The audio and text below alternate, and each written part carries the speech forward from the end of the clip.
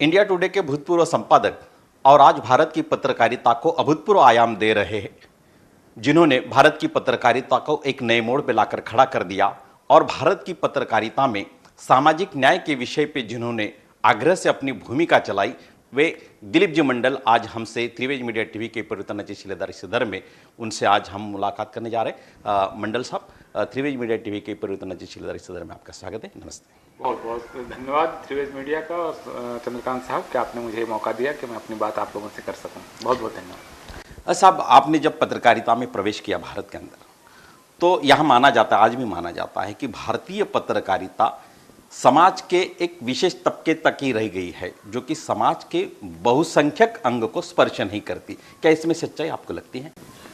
देखिए चंद्रकांत साहब, जिस समय मैं मीडिया में आया तो मुझे ये स्वीकार करना चाहिए कि मेरी सामाजिक चेतना इतनी नहीं थी कि मैं इन चीज़ों को बहुत बारीकी से देख सकूं और कोई कंक्लूजन ड्रॉ कर सकूं। ये चेतना का स्तर मेरा नहीं था और इसके लिए जितना मैं दोषी हूं उतना समाज भी दोषी है कि मुझे इस तरह का शिक्षण नहीं मिला जिससे मुझे ये चीज़ें उतनी साफ साफ समझ में आई।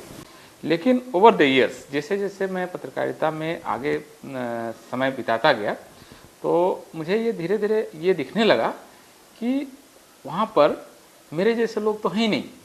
मेरा पत्रकारिता में होना, मेरा कॉर्पोरेट जर्नलिज्म में होना दरअसल एक मुझे अपने आप में एक एक्सीडेंट की तरह दिखने लगा कि मैं वहाँ पर दरअसल वो हमारी जगह नहीं थी, लेकिन किसी संयोग की वजह से या बहुत सारे संयोगों की वजह से मैं वहाँ पहुँच गया और भारतीय पत्रकारिता का जो बुनियादी चरित्र है, और ये धीरे धीरे जब और मैं करीबी से देखने लगा, ये यात्रा मेरी और आगे बढ़ी, तो मुझे ये समझ में आया कि ये जब मैं भारतीय पत्रकारिता के बारे में आंख बंद करके सोचता हूँ कि भारतीय पत्रकारिता को अगर मुझे कोई कहे कि आप एक नक्शा खींचिए, एक ड्रॉ कीजिए, एक पिक्चर बनाइए कि भारतीय पत्रकारिता क्या है, तो मैं आंख बंद करके जब पत्रकारिता की एक तस्वीर बनाने की कोशिश करता हूँ तो सबसे पहले तो मुझे एक पुरुष चेहरा ख्याल आता है, एक मेल फिगर आता है, क्योंकि वही लोग पत्रकारिता को आमतौर पर मेरे समय तो पूरी तरह से और अब भी बहुत सारी जगह पर वो चला रहे हैं, एक मेल फिगर आता है। फिर नेक्स्ट मैं उस आदमी को बनाता हूं तो मुझे उसको एक शहरी ड्रेस पहनानी पड़ती है कि वो शहरी मेल है। इसके बाद मैं थोड़ा सा और उसको देखता हूं आंख बंद करके कि वो कौन आदमी है जो भारतीय पत्रकारिता को चला रहा है, तो मुझे एक हिंदू की तस्वीर बनानी पड़ती है कि वो एक हिंदू भी है। और थोड़ा सा और मैं जब गंभीरता से सोचता हूँ तो मुझे एक सवर्ण हिंदू, अपर कास्ट हिंदू की इमेज बनानी पड़ती है। तो भारतीय पत्रकारिता सवर्ण हिंदू पुरुष है, वो पत्रकारिता को चला रहा है। और ये बात अगर आप देखें तो बाद में लगातार इस तरह के सर्वेज होने लगे कि भारतीय पत्रकारिता में कौन लोग हैं। जैसे 1997 में और बहुत संयोग है कि इस बात को जानने की कोशिश भारत के पत्रकारिता चलाने वालों ने कभी नहीं की या यहाँ के मीडिया रिसर्चर्स ने नहीं की। अमेरिका से एक journalist, black journalist, Washington post का दिल्ली इंडिया कॉरेस्पोंडेंट बन के आता है। वो उस समय बहुजन समाज पार्टी के बारे में कुछ जानने की कोशिश करता है। जब उसको पता चलता है कि इस पार्टी में ज़्यादातर शेड्यूल कास्ट के लोग हैं, तो दिल्ली में वो अपने कुछ दोस्तों से, पत्रकार दोस्तों से कहता है कि मुझे एक दलित पत्रकार से मिलना है। अब उसके दोस्त जानने की कोशिश करते हैं कि क्या वो किसी दलित पत्रकार को जानते हैं, वो अपने और दोस्तों से पूछते हैं। फिर वो भारत के जो मान्यता प्राप्त पत्रकार हैं उनकी जो लिस्ट है 3-1000 की, उसमें से लोगों को फ़ोन करके पूछते हैं कि क्या आप किसी दलित पत्रकार को जानते हैं। तो उसके प्रेस क्लब ऑफ इंडिया के मेंबर्स की लिस्ट देखते हैं, तो उनमें से लोग जानने की कोशिश करते हैं क्या किसी दलित पत्रकार को कोई जानता है, शेड्यूल कास्ट किसी पत्रकार को कोई जानता है। तो वी.एन. उनियाल ने उसी समय 1997 में एक लेख लिखा, in search of A Dalit journalist, और उन्होंने ये पाया कि दिल्ली की पत्रकारिता में एक भी दलित जर्नलिस्ट नहीं है। फिर लोग कहते हैं कि धीरे धीरे समय बदलता है और सब लोग धीरे धीरे democratization of all institutions are happening and this is happening in media also, ऐसा बोलते हैं। तो इसके करीब 10 साल बाद 2006 में फिर एक बार ऐसा ही सर्वे होता है, जिसको कि योगेंद्र यादव, अनिल चमड़िया और जितेंद्र कुमार करते हैं। वो दिल्ली के 35 मीडिया हाउसेस को, चैनल्स और न्यूज़पेपर्स को एक क्वेश्चनर भेजते हैं कि आपके यहाँ टॉप 10 पोजीशंस जो डिसीजंस लेते हैं उनमें किस किस कास्ट ग्रुप के कितने लोग हैं। और 2006 में फिर जाके पता चलता है कि दिल्ली में 35 मीडिया हाउसेज में डिसीजन लेने वाले पोस्ट पर फिर कोई शेड्यूल कास्ट का आदमी, फिर शेड्यूल ट्राइब का कोई आदमी, और ओबीसी सिर्फ 4% है। तो जिन 3 समुदायों से मिलकर इस देश की 85% आबादी बनती, उसका पूरी मीडिया में हिस्सेदारी जो है वो 4%। अभी इसके बाद फिर एक रॉबिन जेफरी फिर एक सर्वे करते हैं, उसके आगे जाके 4 साल बाद 2010 के आसपास, और फिर जानने की कोशिश करते हैं कि भारत में जितने न्यूज चैनल्स दिल्ली से निकल रहे हैं, चलते हैं राष्ट्रीय चैनल, क्या उनमें कोई दलित एंकर है। फिर वो एक सब कुछ करने के बाद, सारा रिसर्च सर्वे करने के बाद बताते हैं कि दिल्ली के नेशनल चैनल्स में अभी तक कोई भी दलित एंकर नहीं है। तो अब इस तरह के सर्वे पटना में हुए, हैदराबाद में हुए, और अल्टीमेटली सभी जगह का निष्कर्ष यही है कि भारतीय पत्रकारिता को हिंदू सवर्ण पुरुष चला रहा है और देश की 85% या उससे भी ज़्यादा जो आबादी है वो इसमें मार्जिन पर है। ये मेरा पत्रकारिता को देखते देखते धीरे धीरे मेरा ये अनुभव हासिल हुआ। आपका जो अनुभव हासिल हुआ पत्रकारिता के जीवन में, आपको ऐसा लगता है कि सामाजिक स्तर जो है यहाँ का, वो सामाजिक स्तर बिल्कुल इस व्यवस्था के बाहर है। तो जब आपने ये चीज़ देखी तो आप उस 4% लोगों में से होकर भी आपने उस दुनिया को छोड़ दिया, तो क्या इसके पीछे क्या वजह रही?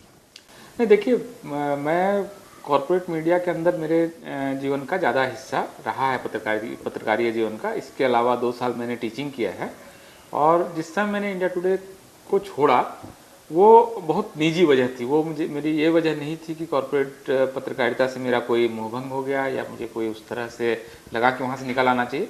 वो बहुत निजी कारणों से, स्वास्थ्य कारणों से, पारिवारिक कारणों से मुझे वो फैसला लेना पड़ा था।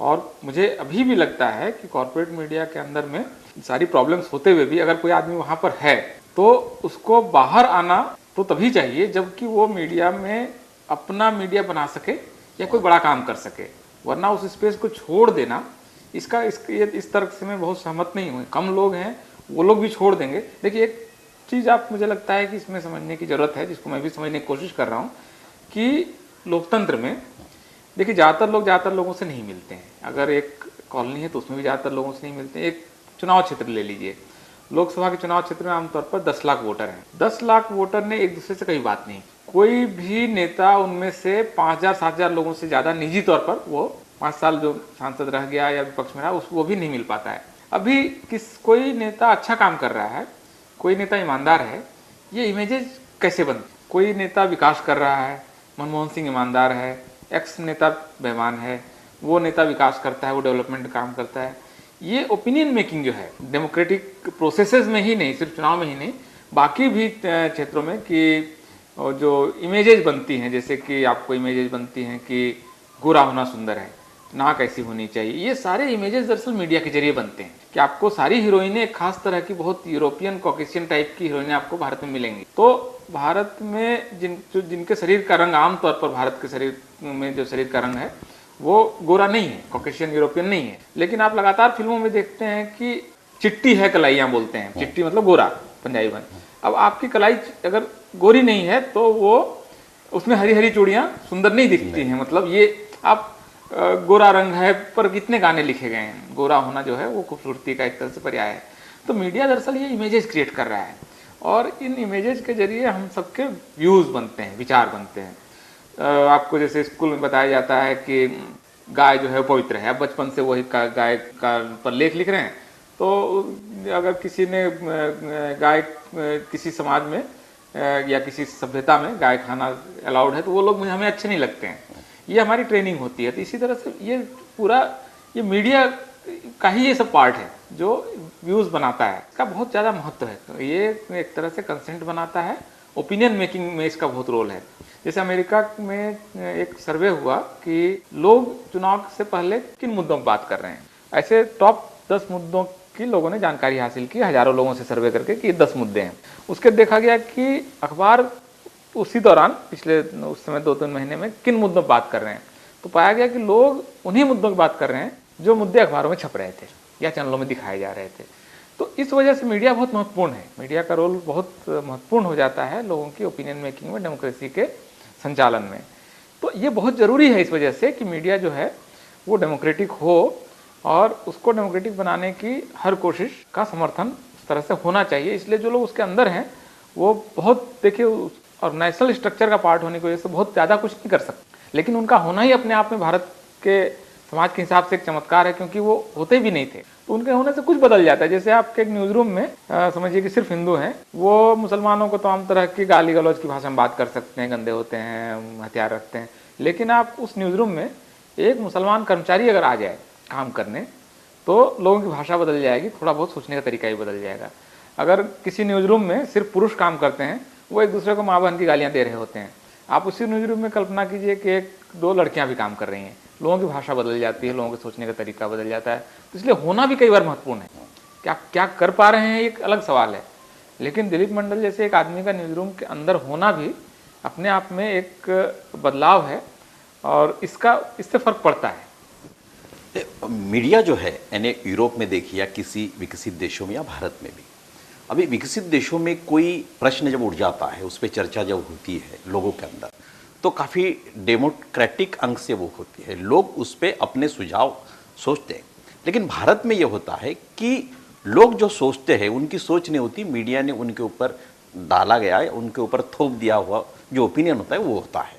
तो क्या यूरोपीय पत्रकारिता में या विदेश की पत्रकारिता में जो नस्लवाद या वर्णभेद की नीति भी रही, लेकिन वहाँ फिर भी वहाँ कालों को काफ़ी महत्वपूर्ण स्थान मिले, भारत में ऐसा क्यों होते नहीं दिखता? क्या कुछ धोखे ये सवर्ण जो लोग होते हैं, जो मीडिया चलाते हैं, उनको दिखते हैं इसमें कुछ?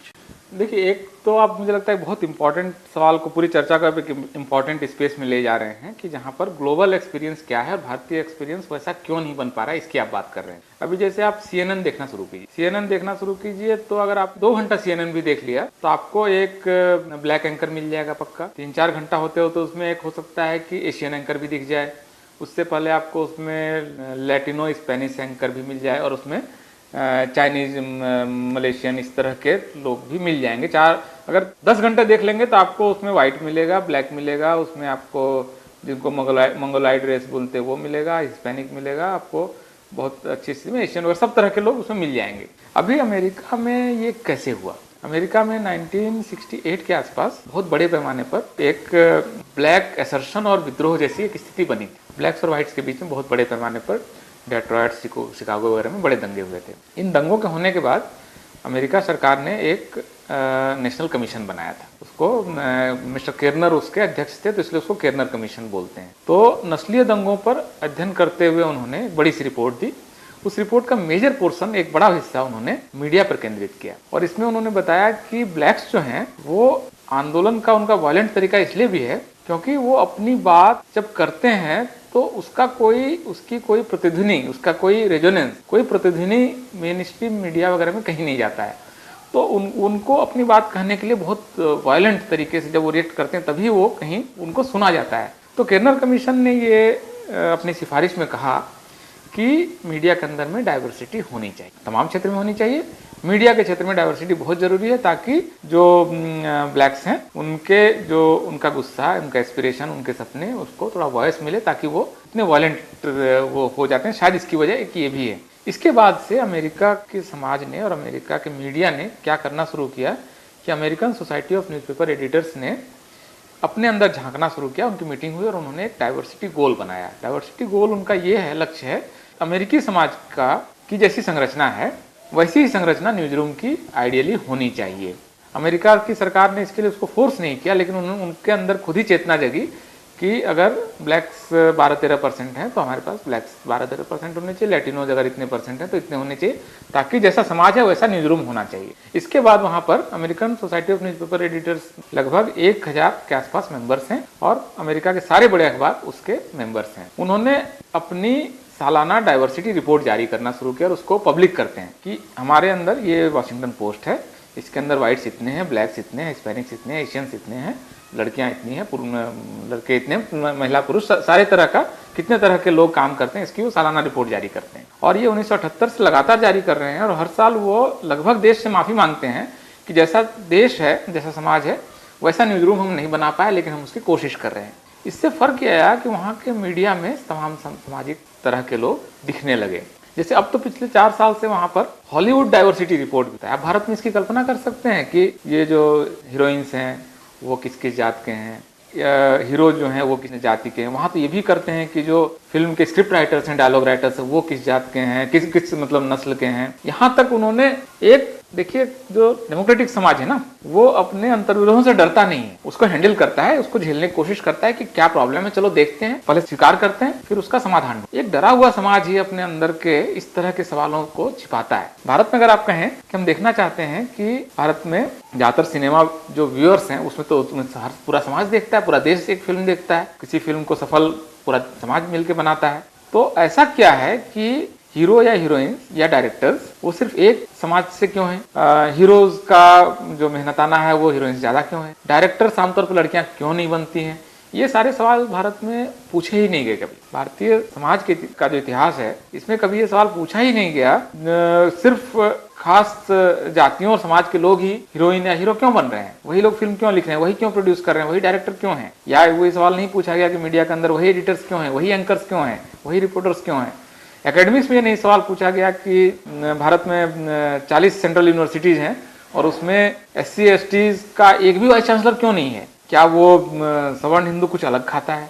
क्या वो कुछ अलग तरीके से पैदा हो रहा है? उसमें ऐसी कौन सी प्रतिभा है जो प्रतिभा बाकियों में नहीं? ये सवाल दरअसल पूछे नहीं गए अभी तक। ये मतलब अनुत्तरित प्रश्न नहीं है, इनका उत्तर नहीं मिला ऐसा नहीं है, बल्कि सवाल के तौर पर ही इनका एग्जिस्टेंस आज की तारीख में नहीं है। इस वजह से अमेरिकी जो समाज है, यूरोपीय समाज है, उसके मुकाबले हमारा लोकतंत्र और हमारा समाज पीछे है। और बाबा साहब जो कहते हैं कि India is a nation in making, कि भारत का राष्ट्र अभी बन रहा है, तो दरअसल इन्हीं सारी बीमारियों की ओर वो इशारा कर रहे हैं कि अभी हमने राष्ट्र बनने की दिशा में हमने कदम बढ़ाया है, हमारा राष्ट्र बनना अभी बाकी है। तो ये सारे सवाल जब तक नहीं पूछे जाएंगे, पावर स्ट्रक्चर में, जुडिशियरी में सारे लोग क्यों नहीं है, सब तरह के लोग क्यों नहीं, ग्रामीण पृष्ठभूमि के लोग क्यों नहीं है, मराठी या भारतीय भाषाएं पढ़ के जा रहे हैं वो बच्चे पीछे क्यों रह जा रहे हैं, उनकी सैलरीज कम क्यों है, ये सारी चीज़ें अभी पूछी नहीं गई। और अगर वो भारतीय भाषाओं में पढ़ाई आपको अच्छा जॉब नहीं दे सकती है तो सरकारें फिर उस भाषा में पढ़ाती ही क्यों हैं?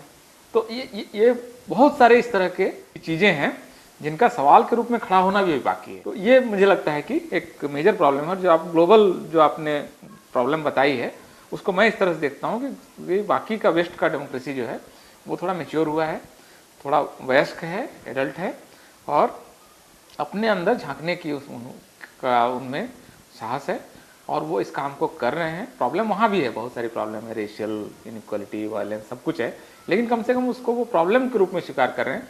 भारत में अभी तक मत देखो वाद है कि चलो एक प्रॉब्लम को नहीं देखेंगे तो प्रॉब्लम है ही नहीं, आंख बंद कर लेते हैं कि नहीं देखते हैं कि जातिवाद है, देखते ही नहीं है। तो भारत कि हम तो सब साथ में खाना खाते हैं, साथ में बस में जाते हैं, कहाँ जातिवाद है?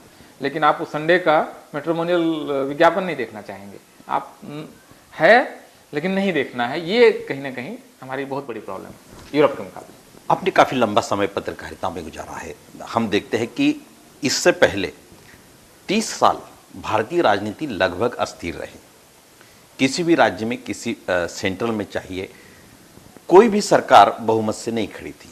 और इसके तरफ हम जब देखते तो मंडल कमीशन के बाद यहाँ का जो ओबीसी, जिसकी सामाजिक अस्मिता जिसे हम कहेंगे, वो जग गई। लेकिन क्या वजह रही कि 30 साल के बाद फिर भारत में एक तरह से स्थिर सत्ता आई, तो जिसमें लगाव जो है पूरी तरह से सवर्ण हिंदू की तरफ झुक गया।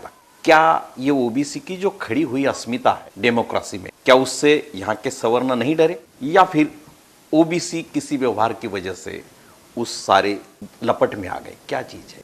देखिए, ये जो प्रश्न है कि भारतीय राजनीति में जो ये उथल पुथल रहा और जिसको क्रिस्टोफ जेफरले एक साइलेंट रिवोल्यूशन कहते हैं कि समाज का जो अंडर क्लास है, नीचे का तबका है, उसने अपनी पॉलिटिकल असर्शन दिखाई और उनकी संख्या बढ़ी, लगातार बढ़ती चली गई। वो ग्राफ उसका यूं चढ़ता चला गया, लेकिन 2014 में जाके वो ग्राफ फिर से घट जाता है। सिर्फ ये नहीं कि स्थिर संसद बन गई, ये भी हुआ कि स्थिर संसद जैसे ही बनी वहाँ ओबीसी की संख्या घट गई।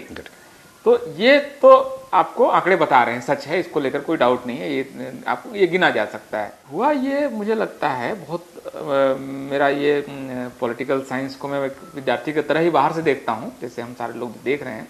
OBC as a social group, इसके बनने की प्रक्रिया बहुत देर से शुरू। अभी समस्या क्या थी कि schedule caste as a group, schedule tribe as a group बहुत वेल डिफाइंड है कि जो छुआछूत की शिकार जातियाँ थी उनको अंग्रेजों ने उसकी लिस्ट बनाई, शेड्यूल बनाई, और उसमें जो जातियाँ शामिल रही वो समाज में सबसे नीचे के कैटेगरी में उनको डाला गया।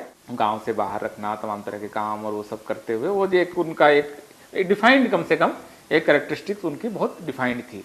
इसलिए आप देखेंगे कि संविधान बनते समय बहुत स्पष्ट रूप से एससी और एसटीज के लिए प्रावधान भी किए गए, क्योंकि वो नॉन कैटेगरी थी। ओबीसी उस तरह से नॉन कैटेगरी नहीं, ये जो वेदों का शूद्र है वो है जिसको कि जिसका काम सेवा करना है, लेकिन उसको छुआ जा सकता। और एक प्रोसेस ये भी है कि उनमें से कुछ जातियां थोड़ा सा खुद को असर्ट करते हुए अपने अंदर ये महत्वाकांक्षा पालती हैं कि हमको अगर क्षत्रिय मान लिया जाए तो बाकी सब ठीक ठाक हो जाएगा। तो वो जैसे वो यदुवंशी क्षत्रिय, कुरुवंशी क्षत्रिय, खुद को क्षत्रिय के आसपास वो बनाते हैं। इसलिए आप देखेंगे कि भारतीय संविधान में आर्टिकल 340 साफ साफ कहता है कि सामाजिक और शैक्षणिक रूप से जो पीछे रह गए समुदाय हैं उनकी पहचान के लिए एक आयोग बनेगा। तो पहचान भी दरअसल 1950 तक जब संविधान तैयार होता है तब तक 1949-50 उस पूरे दौर में ये कैटेगरी क्लियर नहीं। इस कैटेगरी का एक अलग समाज बनना, हालांकि देखिए ज्योतिबा फुले अपनी गुलामगिरी में बहुत साफ साफ शब्द इस्तेमाल करते हैं, शूद्र अतिशूद्र, शूद्रादि अतिशूद्र, और वो मुख्य अंतर्विरोध देखते हैं कि ब्राह्मणों और शूद्र अतिशूद्रों के बीच में जो अंतर्विरोध है, दोनों सत्ता के लिए और पावर के लिए, धन के लिए एक दूसरे से टकराने वाले समुदाय हैं। उनका विजन वहाँ तक बहुत स्पष्ट है, वहाँ वो उसको देख पा रहे हैं। या साहू जी महाराज जिनके लिए जब आरक्षण करते हैं तो उसमें वो ओबीसी और शेड्यूल कास्ट सबके लिए वो एक प्रावधान करते हैं कोल्हापुर स्टेट में 1902 में। अब हमारे जो महापुरुष हैं, फोर फादर्स हैं, वो उसको भारत के समाज के लोकतांत्रिक बनने की प्रक्रिया में इन समाजों की हिस्सेदारी को राष्ट्र निर्माण से जोड़ के देखते हैं। लेकिन इसके बावजूद जो रियलिटी है वही यही है कि इनकी पहचान होनी बाकी है, पहचान होनी है, फिर इनके लिए प्रावधान करना है। तो इसकी वजह से इनका एक पॉलिटिकल क्लास के रूप में इमर्ज होना, खास करके नॉर्थ इंडिया में, बहुत लेट प्रक्रिया है। ये तमिलनाडु में थोड़ा पहले हो गया था पेरियार के आंदोलन की वजह से, वो भी वहाँ भी मुख्य रूप से क्योंकि ओबीसीज और ब्राह्मणों के बीच की जातियां वहाँ पर नहीं, तो वहाँ पर क्योंकि ब्राह्मणों का सत्ता के सारे केंद्रों पर लगभग 90-100% तक कब्जा था, तो उनके इस कब्जे के खिलाफ जब वो बोले तो उनको बाकी पूरा समाज उनको अपने साथ, तो उनके लिए वो आसान हो गया वहाँ पर। इसलिए देखिएगा 69% तक वो आसानी से रिजर्वेशन दे पाए।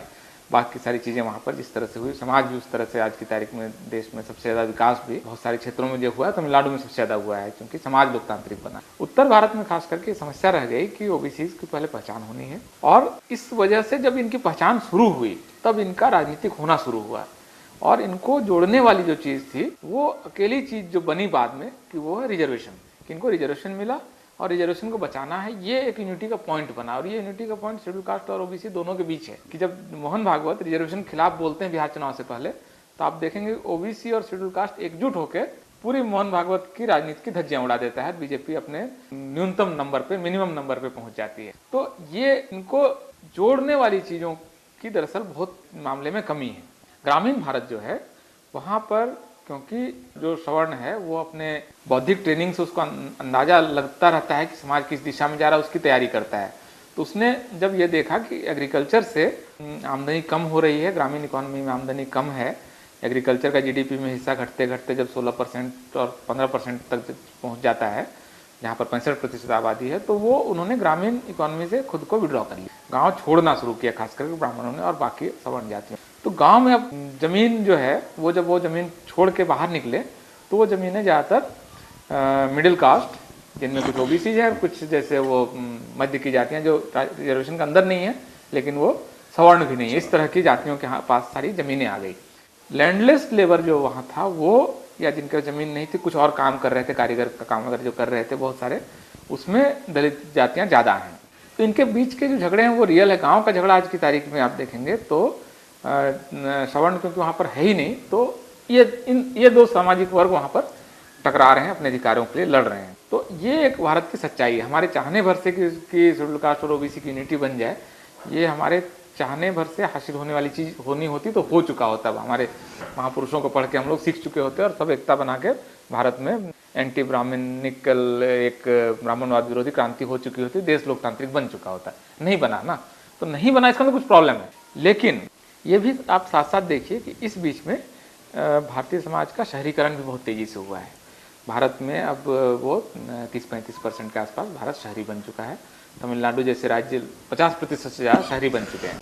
तो शहरों का जो अंतर्विरोध है वहाँ पर चीज़ें ज़्यादा स्पष्ट हैं, और भारतीय समाज धीरे धीरे ग्रामीण समाज कम को पीछे ही जाना है, कम होना है, शहरी ही भारत बनेगा, सारी दुनिया ही शहरी बन गई है। भारतीय समाज का जो अंतर्विरोध है वो ग्रामीण और शहरी क्षेत्रों में अलग अलग ढंग से रिफ्लेक्ट हो रहा है। शहरी अंतर्विरोध जो उसको मैं ज़्यादा महत्वपूर्ण इसलिए मान रहा हूँ क्योंकि वो वहाँ मैं फ्यूचर को देख रहा हूँ, भारतीय समाज को धीरे धीरे शहरी होता हुआ देख रहा हूँ और शहरों के जो अंतर्विरोध होंगे उसी से भारत का समाज की दिशा निर्धारित होने वाली है आने वाले समय में। इसलिए भी कि शहरों में देखेंगे आप थोड़ा ज़्यादा पढ़े लिखे, जो ज़्यादा थोड़ा सा समृद्ध लोग होते हैं और वो समाज के ओपिनियन मेकर भी होते हैं। वो अगर कोई ओपिनियन बनाते हैं तो गाँव तक अपने ओपिनियन वो ले भी जा सकते हैं।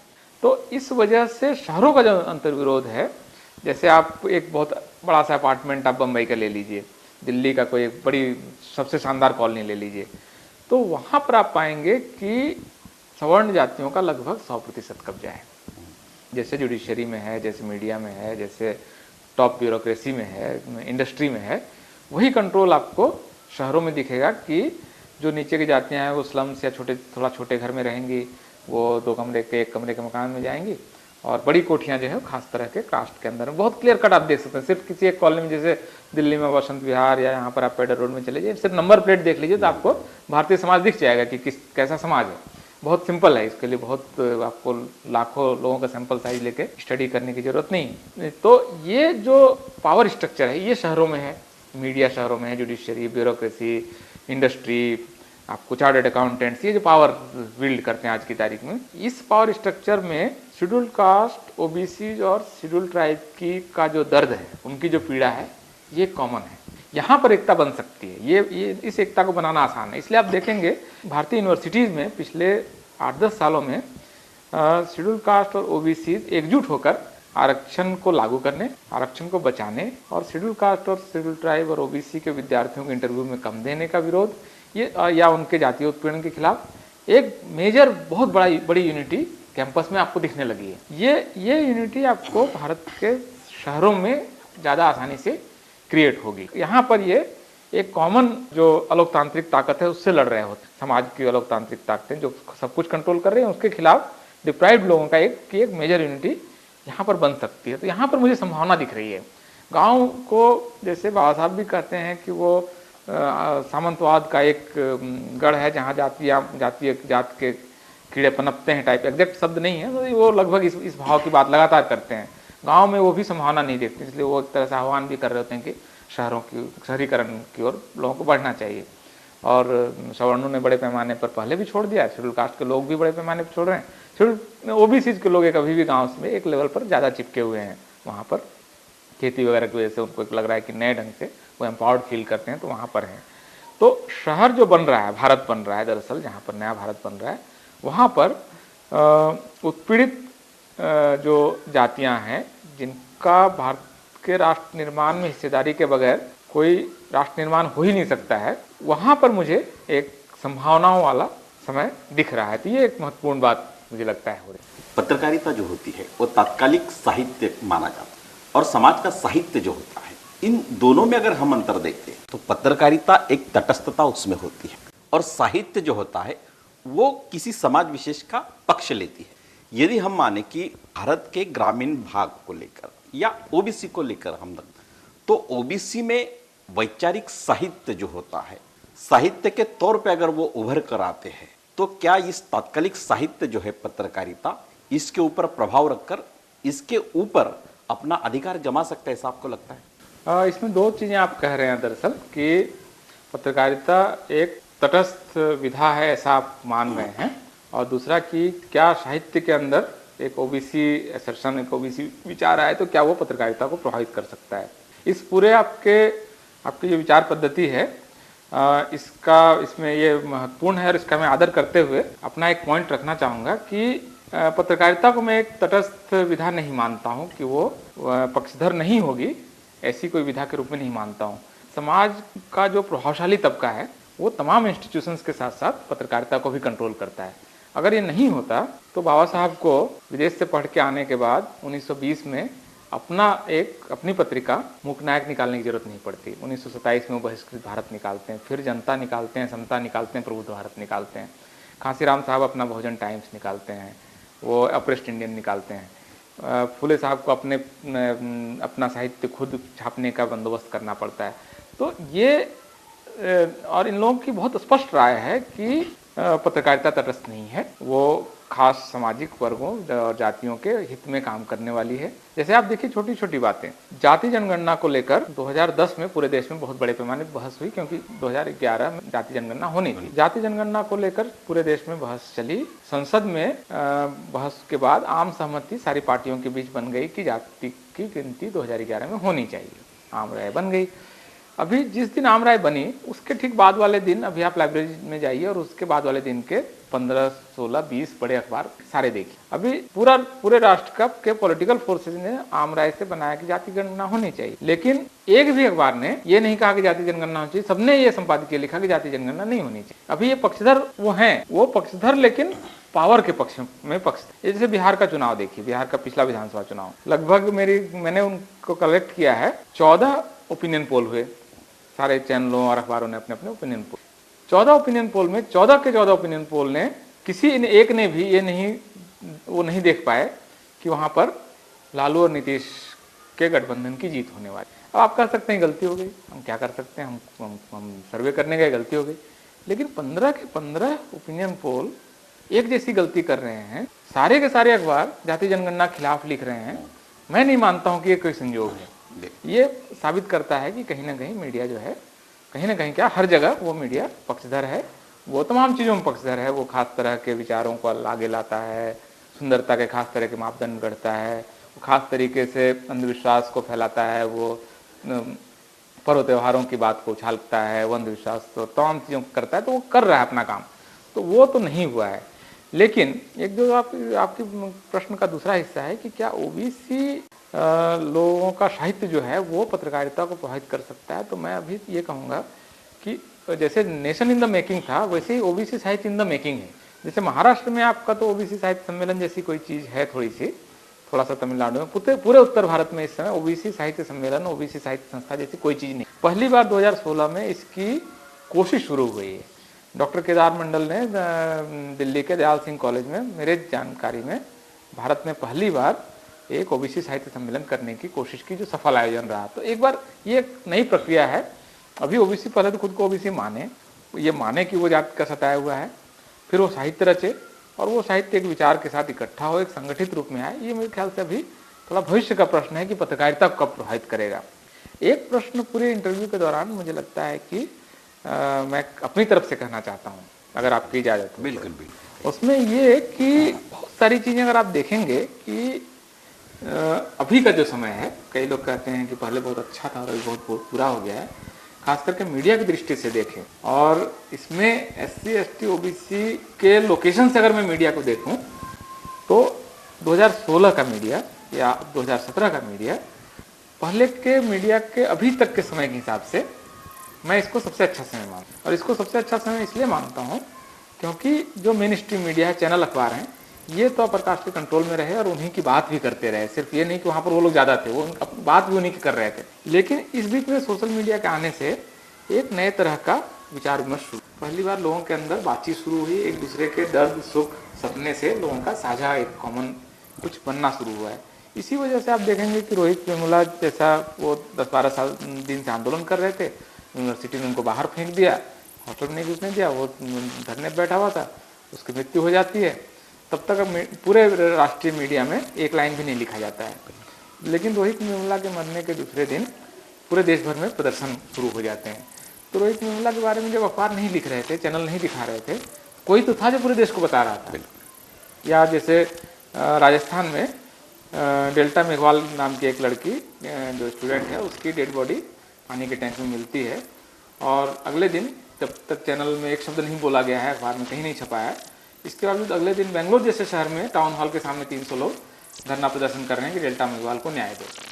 तो या ऊना में, गुजरात में जो वीडियो जो शेड्यूल कास्ट के लोगों की पिटाई वाला वीडियो है, जब अखबार में छपा उससे पहले ही 10-11 दिन से था और वीडियो पे उसको 50 लाख लोग देखे और आंदोलन खड़ा हो चुका था। लोग अपनी मरी हुई गाय कलेक्ट्रेट में फेंक चुके थे, जबकि अखबार उसको नोटिस भी नहीं ले रहा, चैनल भी नहीं दिखा रहा है। तो एक दूसरा एक तंत्र बीच में खड़ा हो गया है जो तमाम लोगों को अपनी बात कहने का मौका दे दिया। इसलिए अब प्रश्न ये इस समय 2017 में ये प्रश्न है ही नहीं कि पत्रकार कौन है, प्रश्न ये है कि पत्रकारिता कौन कर रहा है। मेरे लिए जिस आदमी ने रोहित वेमुला के आंदोलन की खबर अखबारों में छपने से पहले फेसबुक, ट्विटर, यूट्यूब पे डाला, वो आदमी दरअसल पत्रकारिता कर रहा है। और क्योंकि पत्रकारिता क्या है, मैं एक बात को बहुत लोगों तक कम्युनिकेट कर रहा हूँ और एक सूचना लोगों तक दे रहा हूँ, एक घटना के बारे में बता रहा हूँ। अगर ये पत्रकारिता है तो इस काम को करने के लिए आज की तारीख में अखबार और चैनल और 10,000 करोड़ के सेटअप की बहुत जरूरत ही नहीं है। अगर किसी के पास कोई बात है तो वो बहुत आसानी से 1 रुपये का डाटा खर्च करते हुए या 30 पैसे का डाटा खर्च करता है और वो अपनी बात कह देता है। तो इसने एक तरह से विमर्श को खोल दिया है। मतलब वो जो अभी तक कुछ ही लोग लिखते थे, कुछ ही लोग पढ़ते थे, आपस में बात करते थे, जो लिखते पढ़ते थे उनके बीच एकता होती थी, बाकी लोगों को पता ही नहीं चलता था गाँव के बाद क्या हो रहा है। तो इसने एक तरह से भारतीय समाज में और भारतीय मीडिया के लोकतांत्रिकरण की एक ऊपर से एक जबरदस्ती आ गया है। भारतीय समाज को जो लोग चला रहे हैं वो इसको नहीं चाहते हैं, इसलिए भारत में इंटरनेट सबसे महंगा और सबसे स्लो भी है। वो नहीं चाह रहे हैं कि बहुत ही तेजी से स्प्रेड कर जाए। इस वजह से फेसबुक का जब फ्री बेसिक आता है कि हम चाहते हैं कि फेसबुक आप जब देखें तो डाटा का जो खर्च है वो फेसबुक कंपनी कह रही थी कि हम उठा लेंगे, ताकि हम चाहते हैं कि फेसबुक ज़्यादा से ज़्यादा लोग करें, हम विज्ञापन से पैसे कमा लेंगे। तो भारतीय जो पावर स्ट्रक्चर है उसने फ्री डाटा को अलाउ नहीं किया। तो भारतीय समाज का जो संरचना है वो नहीं चाह रही है कि इंटरनेट का बहुत तेजी से विस्तार हो। इसके बावजूद बहुत विस्तार हो चुका है क्योंकि मार्केट फोर्सेस चाह रहे हैं कि विस्तार हो। और अमेजन, फ्लिपकार्ट, अभी अलीबाबा आ जाएगा, ये सारे लोग चाह रहे हैं कि पेटीएम, ये सारे चाहेंगे कि हर आदमी के पास इंटरनेट पहुंच जाए। तो पावर स्ट्रक्चर अब 2 तरीके से टकरा रहा है, एक जाति की शक्ति है और एक बाजार की। दोनों के इंटरेस्ट अलग है। जाति की शक्ति चाहेगी कि इंटरनेट सब आदमी तक ना पहुंचे। बाजार की शक्ति, हालांकि इसमें भी प्रकाश का कंट्रोल है, इसके बावजूद वो चाहेंगे कि हर हाथ तक इंटरनेट पहुंच जाए, ताकि हर आदमी वहाँ पर डील करे, सौदा करे, खरीदे सामान, बड़ी कंपनियां गांव तक पहुंच जाएं। तो इसमें मुझे लग रहा है कि मार्केट जो वाली जो ताकत है इसको मैं जीतता हुआ देख रहा हूँ। जाति की शक्ति पर इस समय हमला कई तरह से हो रहा है। जाति पर हमला भारतीय संविधान की वजह से हुआ, जिसमें आरक्षण और तमाम लोगों को उसने बराबर बना दिया। जाति पर हमला शहरीकरण की वजह से हो रहा है। शहरीकरण की वजह से कम से कम खाने पीने की जाति खत्म हुई, एक दूसरे से मिलना जुलना ज़्यादा शुरू हुआ, लड़के लड़कियां मिल रहे हैं एक दूसरे से। शिक्षा की वजह से जातिवाद पर हमला हो रहा है। जाति पर एक हमला बहुत बड़े पैमाने पर शहरीकरण, और इसके बाद मार्केट की तरफ से भी। मार्केट 2 अलग अलग जाति के लोगों को उस तरह से नहीं देखता है जैसी जाति देखती है। दोनों लोगों ने अगर एक एक टूथपेस्ट खरीदा तो दोनों के लिए वो टूथपेस्ट का बायर है। वो चाह रहा है कि अब सारे लोग टूथपेस्ट खरीदें, वो नहीं चाहेगा कि सिर्फ सवर्ण टूथपेस्ट खरीदे। 15% से उनका काम नहीं चलना है। अभी फ्रिज जिनको खरीदना था भारत में, आप समझिए कि शहरों में देखिए तो लगभग हर सवर्ण के पास फ्रिज हो। अब फ्रिज कंपनी तो चाहेगी ना कि हर बाकी लोग भी फ्रिज खरीदें। मिडिल क्लास का विस्तार चाहेगी, वो चाहेगी कि बाकी लोगों की मार्केट तक पहुंच बढ़े। तो ये जो मार्केट फोर्सेज हैं ये सूचना के उस पूरे तंत्र को, इंटरनेट को बहुत बड़े पैमाने पर ये कोशिश करेंगी कि पहुंचे, और इनको मैं जीतता हुआ देख रहा हूँ। बल्कि मैं चाहता हूँ कि ये जीत जाए। मार्केट फोर्सेज की बहुत बुराइयां हैं, बहुत प्रॉब्लम है, बहुत भेदभाव को बढ़ावा देता है, लेकिन वो अपेक्षाकृत जाति के मुकाबले, सामंतवाद के मुकाबले लिबरल है, डेमोक्रेटिक है। तो ये अगर जीतती है तो भारतीय समाज एक अलग इस लेवल से इस लेवल तक एक जंप लेगा। वो जंप ले भी रहा है, सब जंप नहीं आज की तारीख में, धीरे से ग्रो कर रहा है और वो एक लेवल दूसरे लेवल पर पहुंच जाएगा। तो पूरे मीडिया का जो विमर्श है, यहाँ से आपने बात शुरू की थी, वो 2016, 17, 18 आते आते मैं इसको पूरे तरफ से बदल जाता हुआ देख रहा हूँ। एक आखिर में एक छोटा सा सवाल पूछता हूँ कि सोशल मीडिया जो उभर कर आई है यहाँ के SC, ST, OBC तबके में काफ़ी अच्छी इन्फॉर्मेशन, लेकिन क्या ऐसा नहीं माना जाएगा कि आज के दौर में कन्हैया कुमार और रवीश कुमार का लीडरशिप जिस तरह से थोपा गया है, वो सोशल मीडिया के ऊपर फिर यहाँ के ऊंची जाति व्यवस्थाओं ने फिर अपना कब्जा जमाने की कोशिश जारी की, ऐसा लगता है? नहीं, देखिए, एक तो आप अगर देखें भारत में इस समय लगभग 15 करोड़ 50 लाख लोग फेसबुक के यूजर हैं, और उससे थोड़ा ज़्यादा 16 करोड़ के आसपास व्हाट्सएप यूजर हैं जो इस 2 टूल को इस्तेमाल कर रहे हैं। लगभग एक जैसे ही लोग जो फेसबुक यूज कर रहे हैं, सोशल मीडिया भी यूज कर रहे हैं। तो आप मान के चलिए कि 15 से 16 करोड़ लोग, मतलब हर 10वां आदमी, भारत की आबादी का हर 10वां आदमी सोशल मीडिया से किसी न किसी तरह से जुड़ा हुआ है। अभी इसको लेकर कोई सर्वे भारत में नहीं हुआ है, कोई PhD होने नहीं दी जाएगी, क्योंकि एकेडमिक्स को वो लोग कंट्रोल कर रहे हैं भारत के सवर्ण। लेकिन आप एक मोटे तौर पर अंदाजा लगा सकते हैं कि भारत में सूचना क्रांति की जो पहली लहर आई, जो पहली बस चल रही थी, तो इस बस में सबसे पहले कौन सवार हुआ होगा, आप इसकी कल्पना कर सकते हैं। वो शहरी जो इलीट होगा, थोड़ा पढ़ा लिखा होगा, जिसकी थोड़ी क्षमता होगी, वो कॉलेज जा रहा होगा, इस तरह के लोग कौन ज़्यादा हैं। एक अंदाजा मैं लगा रहा हूँ, भारत में खास करके शहरों का लगभग 100% सवर्ण उस बस में सवार हो चुका है, सोशल मीडिया की बस में। अभी क्योंकि वो ज़्यादा है, तो बहुत सारे विमर्शों को अपने ढंग से मोड़ ले रहा है। वो रोहित वेमुला के विमर्श को कन्हैया और जेएनयू के विमर्श से दबा देता है, क्योंकि वो जो सवाल है वो जाति मुक्ति का सवाल है, लोकतंत्र का सवाल है, और कन्हैया और अफजल गुरु और जेएनयू का जो सवाल है और हिंदू बनाम मुस्लिम का सवाल है। तो हिंदू बनाम मुस्लिम का सवाल अपर कास्ट को बहुत सूट करता है, तो उस विमर्श को उसने दबा देने की कोशिश की। इसमें चैनलों की भूमिका रही, वो चैनल ने खास तरह के नेताओं को अपने पैनल डिस्कशन वगैरह में बुला के उनको नेतृत्व, एक तरह से उनका नेतृत्व सामने खड़ा कर दिया। लेकिन अब आप ये देखिए कि 15 करोड़ तो आ गए, लगभग हर सवर्ण आ गया, शहरी सवर्ण, इसके बाद ग्रोथ कहाँ होनी। इसलिए जब मैं कह रहा हूँ कि मैं बहुत ऑप्टिमिस्ट हूँ, बहुत उम्मीद वाला व्यक्ति हूँ, मैं इसलिए उम्मीद में हूँ इसलिए क्योंकि मैं देख रहा हूँ कि ये अब जो पहली बस आगे चली गई, अब जो दूसरी बस आ रही है ना, इस पर जो लोग सवार होंगे ये भारतीय समाज को लोकतांत्रिक बना देंगे। क्योंकि अब और इनको वर्षों से मौका नहीं मिला है लिखने, पढ़ने, बोलने का, अपनी बात कहने का। तो जो आदमी भूखा होता है ना, उसके बारे में कहते हैं कि वो दोनों हाथ से खाता है, जल्दी जल्दी खा लो, जितना चाहे पेट दर्द होने लगे खा लो, तो बहुत लिखेगा वो। असल में ये जो नए सोशल क्लासेस हैं जो नीचे रह गए थे, इनका आप देखेंगे कि ये वो क्लास नहीं है जो कि मैंने एक नई शर्ट खरीद ली, मेरी शर्ट कैसी है, ये व्हाट्सएप और फेसबुक पे नहीं करने वाला है। वो बाबा साहब अम्बेडकर की बात कर रहा है, वो सावित्रीबाई फुले की बात कर रहा है, वो जाति मुक्ति की बात कर रहा है। तो ये बहुत सारी नई चीजें वो लेके आ रहा है। तो ये जो सामाजिक रूप से कंसर्न्ड जो नए लोग हैं, ये क्योंकि अब उस जो सूचना क्रांति है उसमें सवार होंगे, इसलिए ये समाज को लोकतांत्रिक बना देंगे, क्योंकि आपस में बात करेंगे। वो अब वो समय नहीं रहेगा कि एक मुसलमान पर अत्याचार हो रहा है तो सिर्फ मुसलमान लोग प्रदर्शन करेंगे। आप देखेंगे आज की तारीख में कि मुसलमानों पर कुछ हो रहा है तो दलित भी उनके साथ निकल के आ जा रहा है, दलितों पर कहीं अत्याचार हो रहा है तो मुसलमान भी साथ आ रहा है, ओबीसी पे बात हो रही तो बाकी लोग भी आ जा रहे हैं। पहले की तरह जैसे भारतीय समाज गिरोह की तरह काम करता था, 8, 10, 15, 20, 50 गिरोह होते थे, अपना अपना इंटरेस्ट देख रहे थे। अभी गिरोह से लोकतंत्र बनने का जो प्रोसेस है, इसको थोड़ा सा ये जो सोशल मीडिया है तेज कर देगा, ऐसा मुझे लगता है और मैं ऐसा चाहता भी हूँ। ये अगर होता है तो ये एक बहुत महत्वपूर्ण चीज होने वाली है और बहुत रोमांचक और दिलचस्प समय में हम लोग जाने वाले हैं। दिलीप मंडल जी की बातों से एक बात तो जरूर उभर के आई कि आने वाले समय में भारत में किसी टीवी का दर्शक या किसी अखबार का वाचक या किसी प्रिंट मीडिया का वाचक बढ़ने के जो आसार है वो खासतौर पे ओबीसी बहुजन समाज से है, और इसलिए आने वाले समय में हमें मीडिया से काफ़ी हद तक जुड़ना चाहिए। ये संदेश हम उनकी इन सारी बातों से लेते हैं। आखिर में दिलीप मंडल साहब ने थ्रीवेज मीडिया टीवी के परिवर्तन अजय शीलदार सिद्धर के लिए जो अपना अमूल्य समय दिया, उनके लिए मैं उनका काफ़ी आभार व्यक्त करता हूं। और आखिर में वो क्या संदेश देना चाहते हैं, इसके लिए मैं चाहूँगा कि आपकी जो कंपनी है और आपका जो प्लेटफॉर्म है, ये भारत में जो नई सूचना क्रांति हो रही है इसके लीडर के रूप में इमर्ज करे और इसकी पहुँच करोड़ लोगों तक हो और अपनी बात आप कह सकें और लोग भी आपके जरिए अपनी बात बहुत लोगों तक पहुंचा सके। आपने हमें अपनी बात कहने का मौका दिया और लोगों तक अपनी बात पहुंचाने के लिए आपने मंच उपलब्ध कराया। मैं आपका दिल से बहुत आभारी हूँ। बहुत धन्यवाद सर।